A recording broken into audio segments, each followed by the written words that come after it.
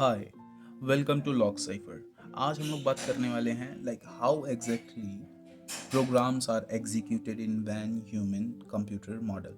सो basically जो von Neumann model है ये एक स्टोर्ड प्रोग्राम कॉन्सेप्ट पे वर्क करता है। मीन सबसे पहले कि हमें हमारा जो भी प्रोग्राम होगा उसे हम प्रोसेस में लेके आएंगे एंड देन जब वो प्रोसेस में चला जाएगा फिर उसे एग्जीक्यूट करेंगे। जैसे इसमें एक सिंपल से सीक्वेंस और जितनी भी चीज़ें होती हैं यहाँ पे सीक्वेंसली वर्क करती हैं। और एक चीज़ मैं आपको और क्लियर कर देना चाहता हूँ, जब भी सीपीयू में कोई भी प्रोसेस एंटर करता है तो सीपीयू डायरेक्टली कभी भी प्रोसेसेस को सेकेंडरी मेमोरी से या हार्ड ड्राइव से नहीं उठाता है। वो उसको लेता है, जो प्रेफरेंस देता है वो देता है रैम को। अगर रैम के पास प्रोसेस है तो वो जल्दी फटाफट सारे प्रोसेस को लेगा, प्रोसेस करेगा और फिर उसे टर्मिनेट करेगा या उसे आगे बढ़ाएगा या उसे इनपुट आउटपुट सेक्शन के लिए भेज देगा। तो इस वैन न्यूमन मॉडल में कुछ ऐसा है कि जैसे मान लीजिए कि सबसे पहले हमने कोई फाइल बनाई test.c नाम से, फिर उसके बाद इसे कंपाइल किया। कंपाइल करने के बाद ये test.c फाइल .exe फाइल में कन्वर्ट हो गई। जैसे ये ढेर सारे फिर उसके बाद हमारे प्रोसेसेस बन गए i1, i2, i3 ऐसे i10 तक। अब ऑपरेटिंग सिस्टम का इसमें क्या रोल है कि ऑपरेटिंग सिस्टम ये सारे प्रोसेसेस जब आ गए .exe फाइल बन गई तो इसे सबसे पहले क्या करेगा कि रैम में डालेगा, क्योंकि अभी तो ये प्रोसेस सेकेंडरी मेमोरी में है ना। अब ये प्रोसेस जाएंगे मेमोरी में, मेमोरी में रैम में, ठीक, रैम में कैश में, जैसे भी होते हैं जिस तरीके से भी वहाँ पे काम रहेगा उसका। फिर सारे processes one by one enter करेंगे और फिर उसके बाद यहाँ पे पहले i1 आएगा, फिर i2 आएगा, फिर i3 आएगा, ऐसे ऐसे करके i10 तक आएगा। सीपीयू में सारे प्रोसेसेस कंप्लीट होंगे, फिर वो आगे बढ़ेंगे। यहाँ पे जो प्रोसेस आएंगे ऐसा नहीं कि कोई भी बिना सीक्वेंस से आ रहा है, लाइक i3 पहले आ गया, i5 पहले आ गया, नहीं। They are like CPU are like taking all the processes in sequence. Like सबसे पहले वो i1 लेगा, फिर उसके बाद i2 प्रोसेस कंप्लीट करेगा, फिर i3 कंप्लीट करेगा। i3 ने बोल दिया कि नहीं मुझे फाइल्स चाहिए और फाइल्स चाहिए अपने प्रोसेस को कंप्लीट करने के लिए, तो फिर वो उसे इनपुट आउटपुट सेक्शन में भेज देगा। ऐसे ही करके i10 तक होगा। जो ये test.exe फाइल थी, जो प्रोग्राम था, ये सबसे पहले मेमोरी में आया है, ठीक है ना।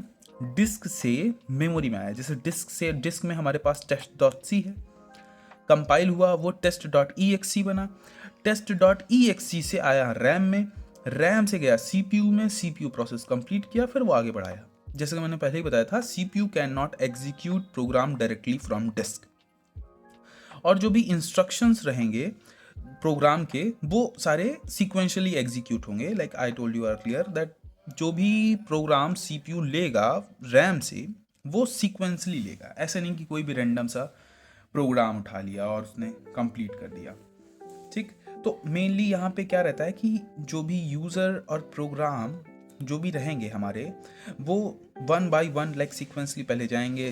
यूज़र या प्रोग्राम ऑपरेटिंग सिस्टम में गया, प्रोग्राम कंप्लीट हुआ, उसने इनपुट आउटपुट के लिए मांगा, फिर उसके भेज दिया गया। ऐसे ही हार्डवेयर कैरी करता है। ऑपरेटिंग सिस्टम के दो इंटरफेस हैं, एक सबसे पहले जो यूज़र मोड है और दूसरा कर्नल मोड है, ठीक। जो कर्नल होता है वो न्यूक्लियस होता है, मीन्स कि अगर हम कोई भी changes like if we done any crucial changes in kernel mode, then definitely अगर ऑपरेटिंग सिस्टम उसे नहीं समझ पाया तो डेफिनेटली वो क्रैश कर जाएगा। सो कर्नल मोड में जो चेंजेस होते हैं वो administrative mode like pseudo mode से एक्सेस होते हैं। अगर यहाँ पे कुछ चेंजेस हो रहे हैं कर्नल मोड में तो डेफिनेटली ऑपरेटिंग सिस्टम को काफ़ी ज़्यादा हार्म होगा। ऑपरेटिंग सिस्टम मेनली करता क्या है, लाइक प्रोसेस मैनेज करता है, मेमोरीज को मैनेज करता है, फाइल्स एंड डिवाइसेस जो रहती हैं एक तरीके से फाइल डिवाइसेस दोनों को वो मैनेज करता है मेनली। जैसे कि मैंने पहले ही बता दिया हूँ कि operating system act like a government. It's basically a government, like he will manage all the things, whatever the things that are going to happen in your computer, in your PC. Protection, जाहिर सी बात है, जो भी हमारे पास resources रहेंगे उसकी protection भी यही करता है। देयर बहुत सारे लाइक ऑपरेटिंग सिस्टम में विंडो डिफेंडर है, उसके अंदर अगर आपका कुछ भी क्रूशियल चेंजेस करने आ रहे थे तो उसी like operating system definitely ask like that particular task like you really want to execute that task. Yeah.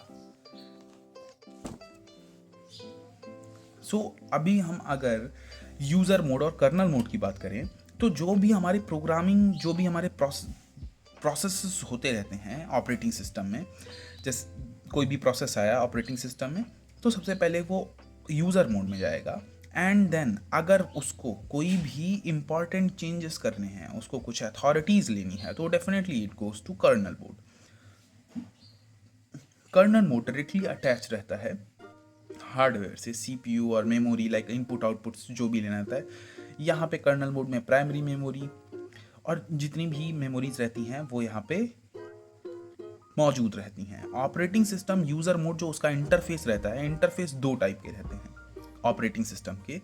या तो वो शेल बेस्ड रहेगा, लाइक कमांड लाइन इंटरफेस, और या तो फिर वो रहेगा ग्राफिकल यूज़र इंटरफेस, जैसे विंडोज़ आप देख रहे हैं, Windows totally based on graphical user interface. When I am talking about Linux, then definitely it is based on command line interface.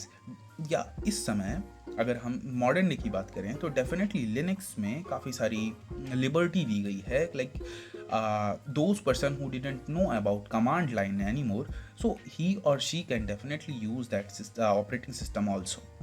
थोड़ा बहुत ही लाइक लिबर्टी दी गई है, यूज़र इंटरफेस बनाया गया है, ग्राफिकल यूज़र इंटरफेस, और अदरवाइज सारा काम टर्मिनल से ही होता है। तो ऑपरेटिंग सिस्टम में मेनली दो चीज़ होती है, एक हार्डवेयर और एक सॉफ्टवेयर। हार्डवेयर में जैसा कि आप जानते हैं CPU, memory, input output devices, registers, ये सारी चीज़ें। सॉफ्टवेयर में फाइल्स, सेमाफोर्स, मॉनिटर्स, ये सब आप हम लोग आगे बाद में पढ़ेंगे। ऑपरेटिंग सिस्टम में जो रिसोर्स मैनेजर का काम होता है वो मेनली होता है फाइल्स को एलोकेट करना। ऑपरेटिंग सिस्टम को कोई फाइल चाहिए और तो ये रिसोर्स मैनेजर एलोकेट कर रहा है, काम हो गया उस फाइल का, उसने डी एलोकेट कर दिया। फाइल की प्रोटेक्शन का पूरा जिम्मा इसके पास रहता है, लाइक अगर कोई भी फाइल आई, उसका यूज़ हो गया तो उसे फ्री कर देगा, लाइक मेमोरी को, उस रिसोर्स को फ्री कर देगा। ऐसा नहीं कि वो कांस्टेंट यूज़ में है। अगर ऐसा होगा तो और जो प्रोसेसेस हैं अगर उनको वही फाइल यूज़ करनी होगी तो एक डेडलॉक कॉम्बिनेशन बन जाएगा, जिसकी वजह से ऑपरेटिंग सिस्टम फिर इतना रिलायबल नहीं हो जाएगा या रह जाएगा। ठीक, तो मेनली इसमें computer programs, set of utility to simplify application development, act like a government, as I told you earlier that what exactly operating system is. And when I talk about hardware, like in resource management there are two types, like hardware and software. So in resource management, when I talk about hardware, it totally based on application, operating system, hardware. When I'm talking about software, application and programs that are running on operating system. और फिर उसके बाद यहाँ पे आएगा OS। सबसे main और crucial part रहता है ऑपरेटिंग सिस्टम का कर्नल। लाइक कर्नल बहुत ही इंपॉर्टेंट पॉइंट है। अगर आप वहाँ पे कुछ चेंजेस कर रहे हैं, कोई फॉल्ट आ रहा है, तो डेफिनेटली पूरा ऑपरेटिंग सिस्टम क्रैश होगा फिर। And then hardware, in hardware there are two types of memories also, like primary memory and secondary memory. Like in a simple way, like CPU, memory, devices that are available on operating system. So exactly that's what I'm talking about. So अभी mainly इनका goal क्या है, like functions and goal of like how operating system basically work in man-human model. So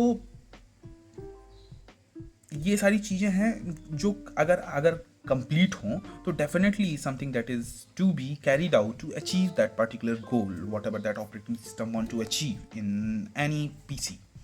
So basically convenience होना चाहिए, means user friendly। जब भी आप operating system use करने जाएं तो ऐसा ना हो कि आपको पता ही ना हो कि अगला स्टेप आपका क्या होगा, like files आप कैसे allocate करेंगे, किसी भी चीज़ को, कोई टास्क आपको कंप्लीट करना है तो वो आप कैसे कंप्लीट करेंगे। लाइक एफिशिएंट होना चाहिए। Efficient means when ever you give some input, then definitely like it's efficient to give you also an output of that particular program. और reliable होना चाहिए, मीन्स जो भी आप इनपुट दे रहे हैं तो डेफिनेटली वो जो भी हमें आंसर मिले वो रिलायबल हो, मीन्स ऐसा ना हो कि वो हर बार गड़बड़ निकले या उसका कोई महत्व ना हो, या वो प्रोग्राम ही हमें गलत करके उसका आउटपुट दे दिया जाए। सो रोबस्टनेस होना चाहिए, like strong enough to be error also. Like अगर हम इनपुट में कोई एरर दे दें तो ऐसा ना हो कि फिर वो पूरा प्रोग्राम ही एरर कर दे, लाइक वो पूरे प्रोसेस को रन करे at the end of the day when he completely compile that particular process, and then at the end of the program, so he will tell that on line 14 or line 15 there is an error, please resolve that error also. So that's what exactly robustness means. Portable, like when I'm talking about operating system, then definitely it will installed in PC. So जब भी हम उसे install करने जाएंगे अपने personal computer में या laptop में, तो ऐसा ना हो कि उसका साइज़ इतना बड़ा हो कि वहाँ पे हम इंस्टॉल ही ना कर पाएँ, या वो हम साइज़ कैरी ही ना कर पाएँ और रन करने जाएं तो वो काफ़ी ज़्यादा लैग करे, तो उसे कहते हैं portability. Like when I am talking about scalability, so ability to evolve, जैसे आज तक विंडोज़ में नए नए चेंजेस आ रहे हैं, whenever they find any security patches, then definitely they will fill out those gaps. और जो भी प्रॉब्लम्स रहती हैं उस पर्टिकुलर विंडो 7 विंडो 8 कि उनका ग्राफिकल यूज़र इंटरफेस अच्छा नहीं है, ये सिक्योरिटी पैचेस हमें मिले हैं, तो उन सबको कवर करने के बाद एक नया विंडो लॉन्च होता है, like window 8 window 9 10 11, like right now current में 11 चल रहा है। सो या, or convenience is not a primary goal of all other computing environments. The main goal is to provide like user friendly environment or graphical user interface, like from that reason, like there are lots of people who are like jump into Windows instead of Linux, because they are, जब भी आप देखेंगे कि Windows में जो like users हैं वो काफ़ी ज़्यादा हैं इंस्टेड ऑफ काली लिनक्स और लाइनक्स यूज़र, लाइक पैरेट है, काली है, बहुत सारे उसके अलग अलग इन्वायरमेंट हैं। सो अदर कंप्यूटिंग इन्वायरमेंट जैसे रियल टाइम सिस्टम RTS, इसका आप यूज़ देखते होंगे ATM में। जब भी आप ATM में जाते हैं, जो भी आप पिन या अपना कार्ड लगाया फिर उसके बाद पिन डाला, तो definitely he will cut the amount with like that are linked to your bank and then give you that particular amount. So इसका यही मेन रीज़न है कि इसमें रोबस्टनेस होनी चाहिए, स्केलेबल होना चाहिए, रिलायबल होना चाहिए और एफिशिएंट होना चाहिए, because it is very necessary ना when I am talking about ATM। अगर मान लीजिए कि आपके पैसे निकल गए और बैंक से नहीं कटे, तो डेफिनेटली ये बैंक का लॉस हो रहा है। तो इसीलिए RTS को इसमें ज़्यादा निगरानी रखनी पड़ती है, like operation in real time, strict deadline, अगर इस टाइम में ये प्रोसेस कंप्लीट नहीं हो रहा है तो उसे अबॉर्ट कर दें। So that's it, that's what like exactly how operating system work in van human model. So like wait for my second video.